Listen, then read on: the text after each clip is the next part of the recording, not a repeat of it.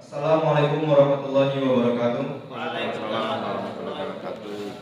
Selamat pagi dan salam sejahtera bagi kita semua. Puji syukur kita panjatkan kehadirat Tuhan Yang Maha Esa karena atas rahmat dan karunia-Nya kita dapat hadir bersama di Sekolah Tinggi Pertanahan Nasional, tepatnya di ruang 107 pada hari Jumat 9 Januari 2026 dalam rangka pelaksanaan seminar proposal penelitian Saudara Farid Zain. Yang kami hormati Bapak Insinyur Yuli Mardiano MSc selaku dosen pembimbing, yang kami hormati Bapak Aris Jono Nugroho APTH MSI selaku dosen pembahas, serta seluruh peserta seminar yang telah berkenan hadir pada kesempatan ini. Pada kesempatan ini perkenankan saya menyampaikan susunan acara seminar proposal yang terbagi ke dalam 4 sesi sebagai berikut. Sesi pertama adalah pemaparan proposal penelitian oleh Saudara Farid Zain. Sesi kedua adalah sesi tanya jawab yang diperuntukkan bagi para peserta seminar. Sesi ketiga adalah penyampaian tanggapan oleh dosen pembahas dan dosen pembimbing. Sesi terakhir adalah pembacaan berita acara hasil seminar. Baik, memasuki sesi yang pertama, kepada Saudara Farid Zain kami persilakan untuk menyampaikan pemaparan proposal penelitian.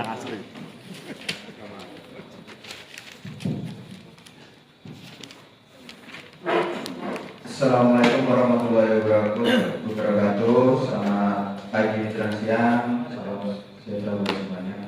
Yang saya hormati untuk dosen pembahas Pak Aris Jono Nugroho APTN MSI, dan saya hormati Bapak pembimbing saya Bapak Insinyur Yuli Mardiono MSc, dan rekan-rekan semuanya yang terima kasih yang telah hadir pada kesempatan kali ini. Nah, di sini saya akan menyampaikan hasil dari proposal saya, yaitu terkait analisis faktor-faktor masyarakat tidak memasang patok batas di daerah Jagoan Sambi Boyolali. Nah, apa sih yang melatar belakangi saya mengambil dalam penelitian ini? Agensi apa sih yang saya ambil? Nah, di Jagoan ini, terutama di kantor pertahanan Kabupaten Boyolali, saat saya melaksanakan KKN, di saat itu saya sedang diajak oleh petugas ukur namanya Mas Ami. Nah, di saat itu kebetulan juga saya melaksanakan pengukuran di desa di Kelurahan Jagoan ini juga. Nah, saat pengukuran tersebut, sehari itu saya mengukur 4 bidang. Nah, ke-4 bidangnya tersebut itu semuanya itu tidak terpasang patok saat pengukuran. Tapi dalam real lapangannya tetap dilaksanakan pengukuran, sehingga kan petugas ukur itu menunggu lagi, oh patok ini masih dipasang, nanti diukur lagi, belum pasnya juga. Nah, disitulah saya mengambil penelitian ini supaya ada beberapa tindakan atau solusi lah bahasanya dari kantor maupun pemerintah daerah tersebut. Nah, apa sih agensinya? Ya, agensinya itu buat membantu berjalannya atau kelancarannya proses dalam pendaftaran tanah atau pengukuran bidang tersebut. Nah, dari permasalahan itu tadi, saya ada 3 rumusan masalah. Yang pertama yaitu faktor apa saja sih yang mempengaruhi masyarakat itu kok tidak mau memasang patok atau belum terpasangnya patok di bidang tanahnya. Terus yang kedua, dampak yang terjadi atau dampak akibat tidak terpasangnya patok itu apa saja. Terus yang ketiga, solusi. Nah, solusi yang didapatkan dalam penelitian ini dengan harapan bisa membantu buat semuanya. Nah, dari rumusan masalah tadi terdapat juga tujuan penelitian. Yang pertama, mengidentifikasi atau menganalisis dari faktor-faktor tidak terpasangnya patok batas bidang tanah tersebut. Terus yang kedua, menganalisis dampak yang terjadi akibat tidak terpasangnya patok batas tersebut. Yang ketiga, menganalisis solusi atau ya bahasanya solusi yang diberikan dari pemerintah desa maupun peneliti juga. Lanjut. Nah, untuk manfaatnya ada 3 juga. Yang pertama itu buat bagi pemerintah maupun instansi yang terkait. Nah, instansi yang terkait itu bisa dari notaris PPAT, dari kantor BPN Boyolali, nah, gitu. Terus yang kedua, manfaatnya bagi masyarakat. Nah, harapannya masyarakat dengan adanya penelitian ini, adanya studi dokumen ini bisa membantu merubah atau menggerakkan mereka untuk lebih memasak patoknya, terutama di bidang tanah. Terus yang ketiga, bagi akademisi sebagai wawasan atau sebagai rujukan ketika peneliti atau penulis yang lain itu bisa mengambil pemahaman ini. Nah, di kajian literatur ini saya ada 7. Nah, sudah dilihat tadi. Untuk pembeda dari yang lain itu di bagian lokasi dari penelitian saya dengan penulisan yang lain, serta dalam metode maupun permasalahan yang saya ambil. Nah, untuk kerangka teori saya ada 4 kerangka, yaitu terkait patok batas bidang tanah, faktor tidak terpasangnya patok bidang tanah, dampak tidak terpasangnya patok batas bidang tanah, dan solusi tidak terpasangnya patok batas bidang tanah. Nah, kerangka teoritis saya ini saya dapatkan dari beberapa sumber ataupun referensi dari penelitian terdahulu. Makanya di sini saya lebih banyak menjelaskan atau mendefinisikan dari masing-masing aspek tersebut, sehingga dalam penelitian ini nanti bisa berjalan dengan lancar dan tidak ada pertanyaan. Lanjut. Nah, ini untuk kerangka pemikiran saya. Kenapa kerangka pemikiran saya sesimpel ini? Karena menurut saya kerangka pemikiran itu tidak usah terlalu meluas atau berjauh-jauh, sehingga dengan adanya kerangka pemikiran ini, audien maupun peneliti itu bisa paham alur atau jalannya penelitian ini. Nah, saya jelaskan sedikit untuk kerangka pemikiran saya. Yang pertama itu tidak terpasangnya patok batas bidang tanah. Nah, itu saya turunkan menjadi faktor. Itu faktor-faktor itu saya dapatkan dengan wawancara langsung kepada masyarakat, pemerintah daerah maupun kantor pertanahan Boyolali. Nah, faktor-faktor itu ketika saya sudah dapatkan, sudah saya dapat dari data wawancaranya, saya analisis, saya turunkan untuk mencari dampak-dampaknya. Nah, analisis itu sudah saya sebutkan juga di kerangka, yaitu analisisnya secara sosial, hukum maupun administratif. Nah, setelah semuanya saya analisis dari faktor-faktor, dampak, nah, langkah selanjutnya yang saya lakukan yaitu mencari solusi, mencari jawaban dari permasalahannya itu. Kenapa sih kok semua itu bisa terjadi? Nah, kan data-data itu sudah saya dapatkan. Saya cari solusinya. Tentu solusi itu tidak muncul dari saya sendiri saat orang peneliti, tapi juga nanti saya solusinya itu akan berdiskusi langsung dengan pemerintah desa dan petugas maupun pegawai di kantor pertanahan Kabupaten Boyolali. Nah, ini untuk metode penelitian di bab 3 saya.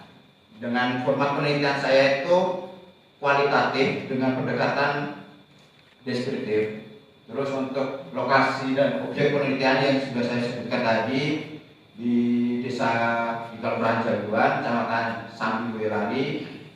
Terus untuk informan dan teknik pemilihan informannya yaitu saya dengan teknik sampling purposive, yang dimana teknik ini saya pilih karena saya menganggap yang data yang saya perlukan ini bagi orang-orang yang mengetahui dari permasalahan ini.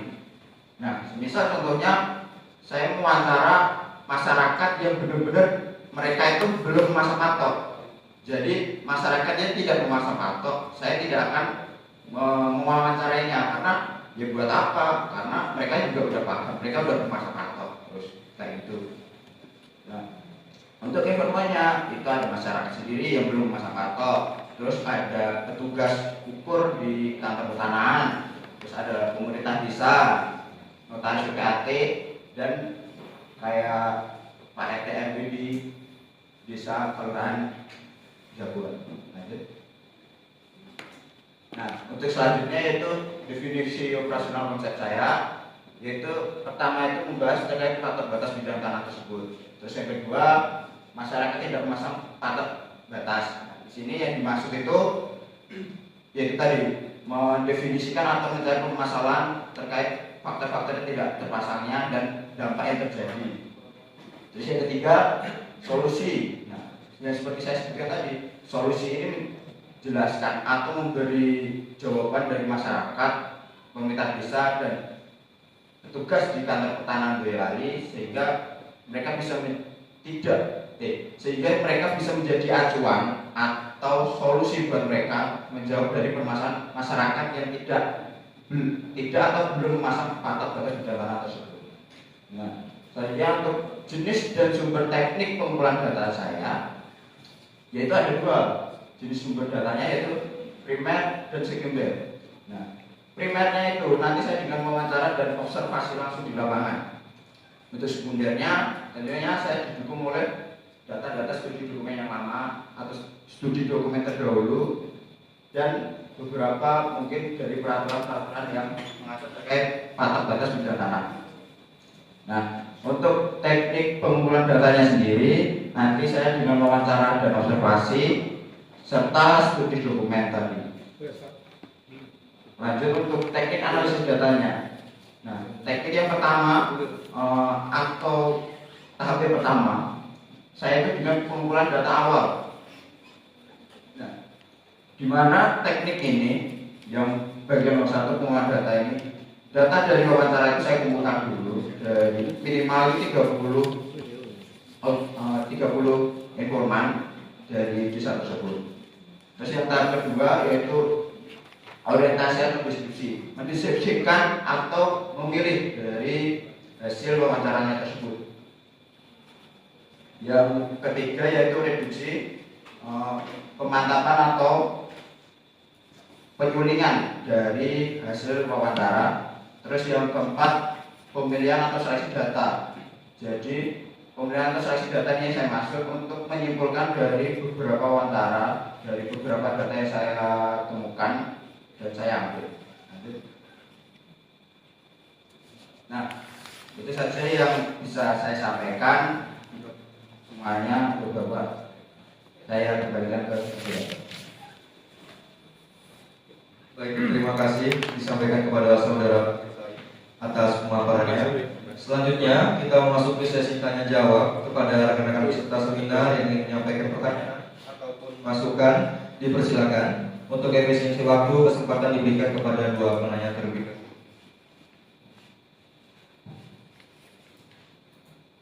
Mari, rekan-rekan. Ayo. Mas harus ditunjuk. Ayo. Udah di film tuh, di film. Di video ya.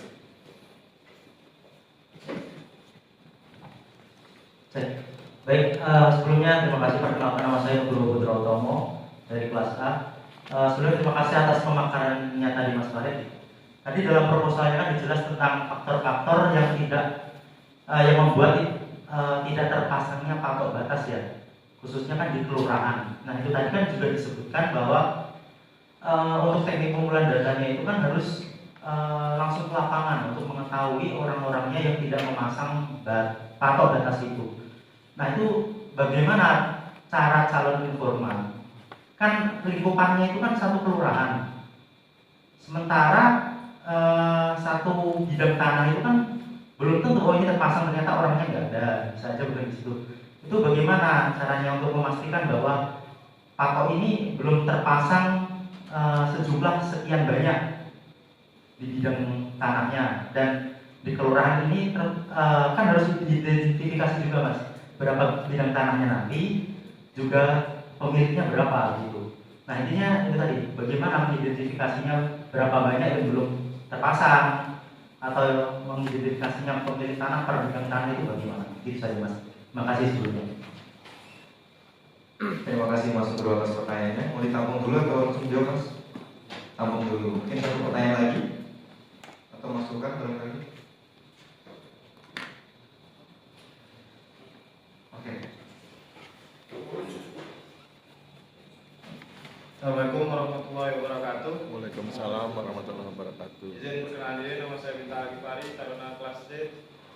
Saya ingin bertanya terkait kerangka pemikiran tadi sudah disebutkan bahwa terdapat 3 analisa dalam penelitian yang akan dilakukan, yaitu analisa dampak sosial, hukum, dan administratif. Saya ingin bertanya, dalam analisa dampak-dampak tersebut apakah terdapat parameter dalam tiap dampak-dampak yang ingin dianalisa? Aspek apa saja yang ingin diukur? Sekian, terima kasih. Terima kasih Mas Aldi atas pertanyaan. Mungkin bisa langsung dijawab oleh Mas Farid. Silakan Mas.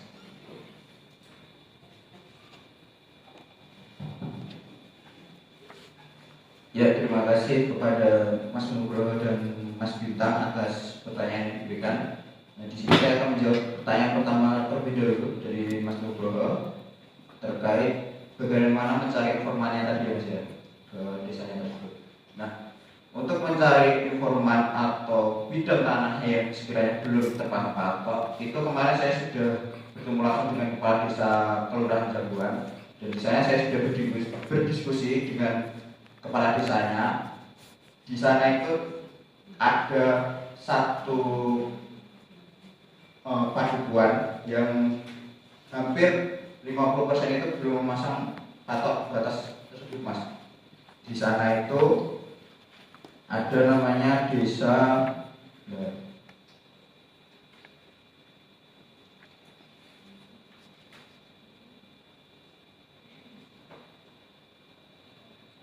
Nah, di sana itu ada satu desa yang namanya itu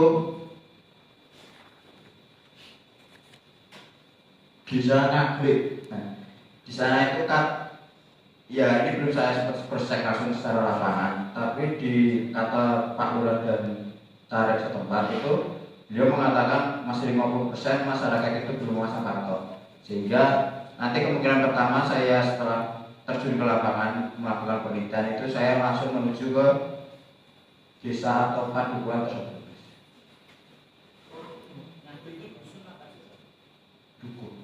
Dusun. Ya. Tapi saya lebih nanti seluruh Jagoan. Cuma saya fokuskan lagi ke desa Ngagliknya itu karena dari narasi dari para desa Jagoan itu menyebutkan di daerah tersebut. Tapi tidak menutup kemungkinan saya juga mengambil dari desa-desa yang lain untuk memperkuat dari penelitian saya.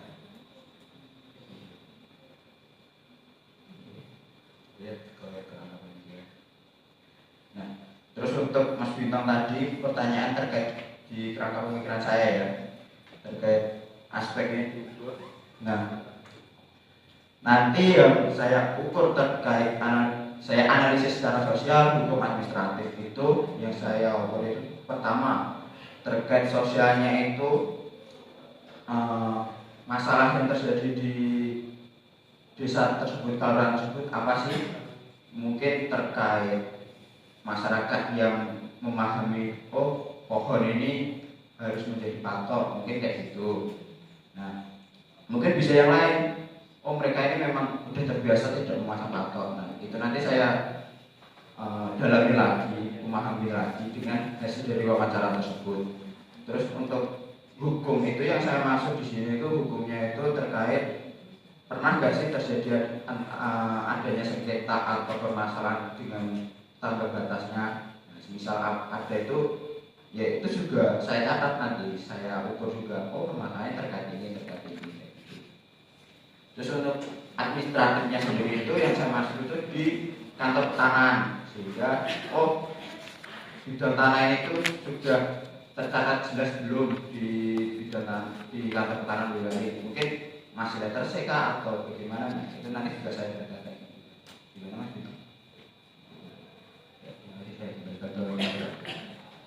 Terima kasih Mas Farid atas jawabannya yang sangat luar biasa dan tenaga ekspertanya.